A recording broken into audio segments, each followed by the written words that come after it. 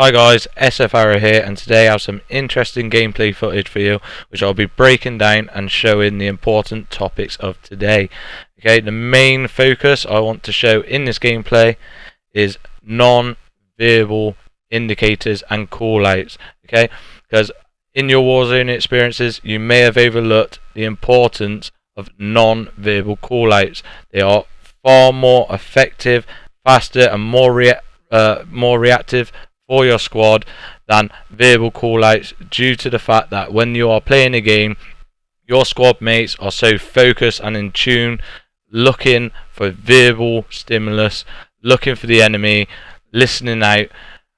All these things completely change the way people interact with each other while playing. Some people are very good at verbal cues, some people are not, but in this gameplay, don't worry, I will show you how effective non-verbal cues and indicators are, so be ready to use them in future gameplays to get more effectiveness.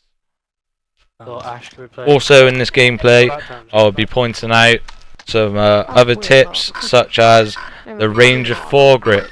Okay, the range of foregrip is a highly underrated attachment for your rifle, and if you read the description, it says it is for improved long-range combat. Okay, now what is overlooked when this game was made, it was made with military background guys involved, basically how to tune the weapons for the gameplay on Modern Warfare. So the gun responses are very real in some cases, especially on the base weapons, not so much with like the Finn and other LMGs that are coming to the game that are clearly not a very real feel style of play.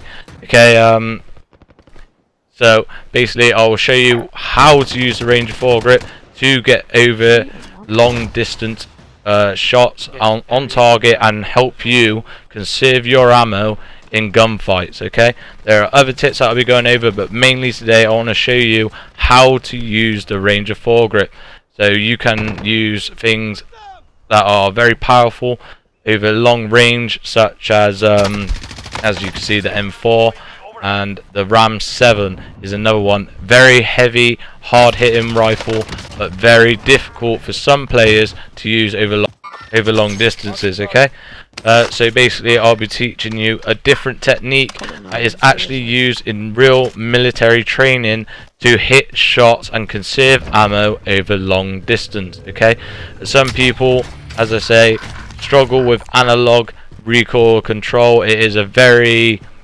advanced skill when you get into the very long distance shots, but I will teach you at a very low level how you can hit long distance shots using the Ranger and be very effective, accurate, and shock the hell out of the enemy.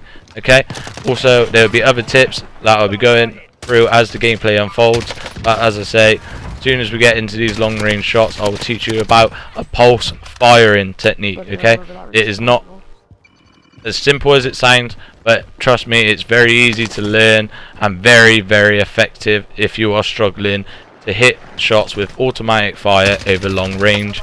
And this also helps you just conserve your ammo throughout the game.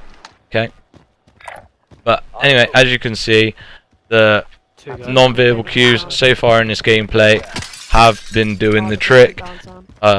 Basically, I am always on point man kind of duty with my squad. I'm pointing at the enemy all the time. I love giving call outs, I love keeping everybody informed. Okay, as you can see, definitely using the non-verbal indicators in this gameplay hell of a lot, and I'll as I say, just take a step back, let you enjoy the gameplay, and when there's something that I need to point out, highlight for you guys, I will do so. Okay, so sit back, enjoy. SF-ARROW.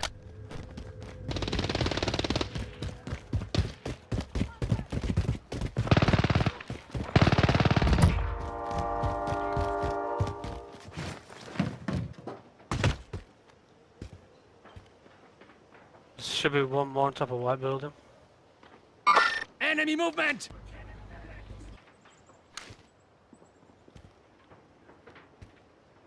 Yeah, it's peeking, is that?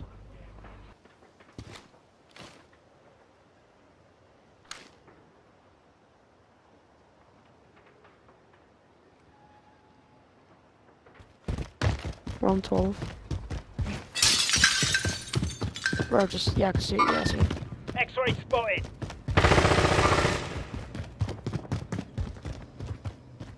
Okay, in this bit now, I'm literally going to demonstrate to you the difference between automatic fire and pulse fire with the Ranger. Okay, here's the automatic fire at mid-range. As you can see, fairly easy to control, getting fairly good shots on there. Okay, clean up. Now watch this target, very hard to hit. See, this is automatic fire and this is pulse.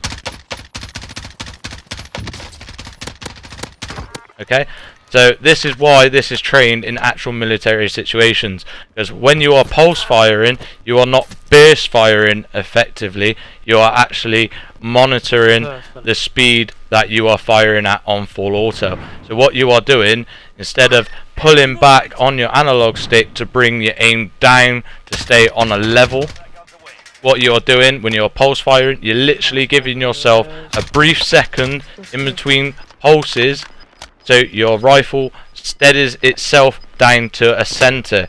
Okay, so this avoids the actual need for pulling back on your analog. So this is actually really effective. Really love doing this. It's something I've just known, maybe you guys know as well. I don't really see a lot of people using it, so I thought I would point this out, that in long range situations you are not supposed to actually automatic fire. You can with guns like the Growl and obviously the bloody other LMGs that have come out recently, like the Bruin. Very easy to throw down a hell of a lot of fire and hit your target effectively. Okay, but with weapons that do still pack a punch, that people are deviated away from now due to OP metas coming out on Warzone, this is how you can still use your favorite rifles and hit just as hard, just as fast, just as effectively at long range. Okay, so as I say, do not pulse fire as in fire in bursts. Pulse fire just enough so when you see your reticle, your aim, your iron sights raise slightly, you pulsate, so you release the fire and put it back on almost immediately. Okay, so that just gives your rifle literally that split second to come down to a centered level so you can maintain a steady, effective stream of fire on your enemies. If you do not believe me, you can try this out with the Commando and you can try this out with the Ranger, and the Ranger will come out on top for you in recoil control over long distance. This is how this attachment was designed to be used. This is how military training is focused around controlling your rate of fire, for the exact reasons of the basis of a Warzone game is to control your ammo usage, and it is to make sure that you are firing effectively at long range. Most engagements in real military situations are not face to face. This is not, you know, World War II where you're always fighting from building to building, street to street. Sometimes the enemy is a far distance away from you and you still want to be able to line up and hit those shots. Okay, also something that I will point out in this moment right now, I reiterate this to my team all the time: you have secondary equipment. Okay, like most people, I only see using C4s, especially in high ground fighting situations where you're fighting uphill. You want to be using your stuns. They are not there for show. They do something, okay, and that is the only reason me and my team made it out of this situation. Because more important, when you're getting engaged from a height at mid-range where you are in a very, very dangerous situation, the best thing you can do that is more effective than firing your rifle is to engage your tactical equipment, your secondary equipment. Okay, so throwing stuns, even if they do not hit the target, they will bat them away from the ledge and your team can move up and close the gap. Okay, so you want to come up onto a level playing field. This is a situation and tactic that will help you do so.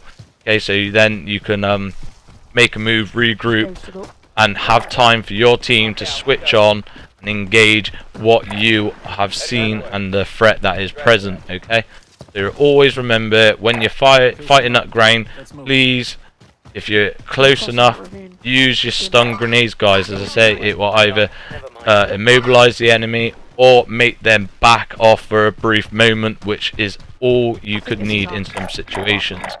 Okay, another topic I want to point out is always choose the best route for you and your squad. Warzone is, yes, a highly aggressive game at times if you like to play it that way, but always pick your routes smart.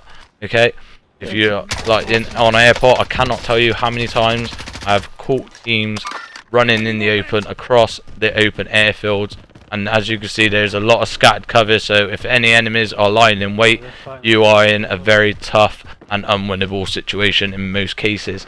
Okay, so always pick a route that is very close or through cover, so you and your team, if you get engaged, you can actually like if you get hit, get down, play up, etc. Okay, this is another topic again.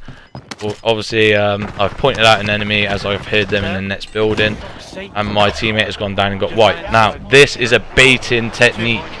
Okay, this is a baiting technique. I tell my squad, because he's about to run in to avenge his mate, I tell him to hold ground, regroup, make them come to us. Do not engage on the enemy's terms. Okay, you got to think the reasons for this. At the minute, shotguns are the meta in Warzone.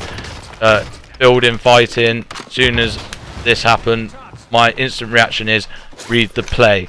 Read their play. Their play is to hit one of us and withdraw and suck us in, so they can sit in a corner or on another floor, anywhere, so they can engage us and get the first shot off. And with the OP shotguns, you are not going to last long. So now I've redrawn. As you can see in this gameplay, I've taken a step back, regrouped with my teammates, and we've gone in at them on our terms. We have made them engage us. So we have flipped the scenario, we've manipulated the situation. And as you can see, we come out victorious on top, and that is all that matters in Warzone. Do not feel bad for using these tactics on people, because they are really gonna not hesitate to use them on you, and with a lot worse and a lot more OP weapons than I run Warzone. I really dislike metas on Warzone, so I'm always looking for ways to improve and make old school guns, the actual guns that take a bit of fucking skill and enthusiasm to use. I will always grind at those guns, just for the fact that I would rather beat somebody knowing that I've put in the effort to do so.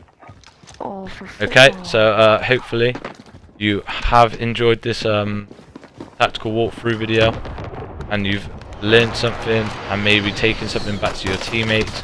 Okay, really excited about the new path I'm taking on my YouTube channel, and I thank everybody for the support, everybody that I've interacted with, other YouTubers I've reached out in the community, and big respect to them for reaching out and being a good partner and a good help. And it's just nice to have support within the community and know that everybody is just like themselves, and we are all just people who love to game.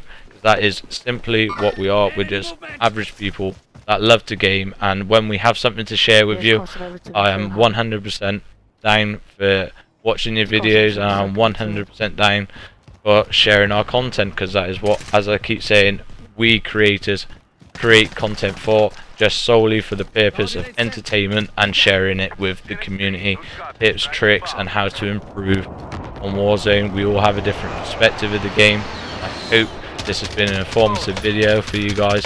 I hope that you come back to my channel and say, you know what, I've used a Ranger foregrip, I've ditched commando, and I've got a lot better recoil control now. And as you can see, I hit some very effective shots on these guys with the Ranger at long range with ease, with very slight reduction to my fire rate. So it's pretty much irrelevant with the analog recoil control if you can do that, but if you are somebody who struggles to do so, and you want to hit shots at longer range with non-meta weapons, this is the perfect 100% way to do so. And I don't know if you guys can agree with me here, but this guy right now should be dead.